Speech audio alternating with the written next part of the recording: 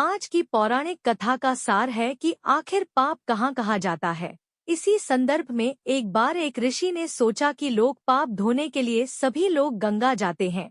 ऐसे में सारे पाप गंगा में ही समा जाते हैं। इस तरह तो गंगा भी पापी हो जाएगी। उस ऋषि ने यह जानने के लिए आखिर पाप जाता कहाँ है, तपस्या की तपस्या करने के फलस्वरूप देवगण प्रकट हुए। तब ऋषि ने उनसे पूछा कि गंगा में जो पाप धोया जाता है वह कहाँ जाता है। तब भगवान ने कहा कि चलो गंगा जी से ही पूछते हैं। इस बारे में ऋषि और भगवान दोनों ने ही गंगा जी से पूछा कि हे गंगे, सब लोग तुम्हारे यहाँ पाप धोते हैं, तो इसका मतलब क्या आप भी पापी हुईं? तब गंगा ने कहा कि मैं कैसे पापी हो गई, मैं तो सभी पाप लेकर समुद्र को अर्पित कर देती हूँ। इसके बाद ऋषि और भगवान समुद्र के पास गए और उनसे पूछा कि हे सागर, गंगा सभी पाप आपको अर्पित कर देती है, तो क्या आप पापी हो गए? तब समुद्र ने कहा कि वो कैसे पापी हुआ, वो सभी पाप को भाप बनाकर बादल बना देता है। अब ऋषि और भगवान दोनों ही बादल के पास गए, उनसे पूछा कि हे बादल, समुद्र पापों को भाप बनाकर बादल बना देते हैं, तो क्या आप पापी हुए?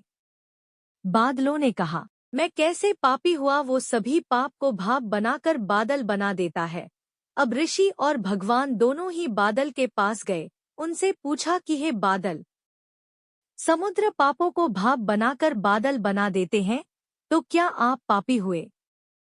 बादलों ने कहा, मैं कैसे पापी हुआ, मैं तो सभी पाप को वापस पानी बना देता हूँ और धरती पर गिरा देता हूँ। इससे ही अन्न उपजता है, इसे ही मानव खाता है। उस अन्न में जो अन्न जिस मानसिक स्थिति से उगाया जाता है और जिस वृत्ति से प्राप्त किया जाता है और जिस मानसिक अवस्था में खाया जाता है, उसी के आधार पर मानव की मानसिकता बनती है। यही कारण है कि कहा जाता है कि जैसा खाए अन्न वैसा बनता मन। जिस वृत्ति से अन्न प्राप्त किया जाता है और जिस मानसिक अवस्था में खाया जाता है, वैसा ही विचार मानव का बन जाता है। ऐसे में हमेश भोजन शांत रहकर ही ग्रहण करना चाहिए। अन्न जिस धन से खरीदा जाए वह धन भी श्रम का होना चाहिए। अगर आपको ये वीडियो पसंद आया हो तो हमारे वीडियो को लाइक करें और चैनल को सब्सक्राइब जरूर करें। हर हर महादेव।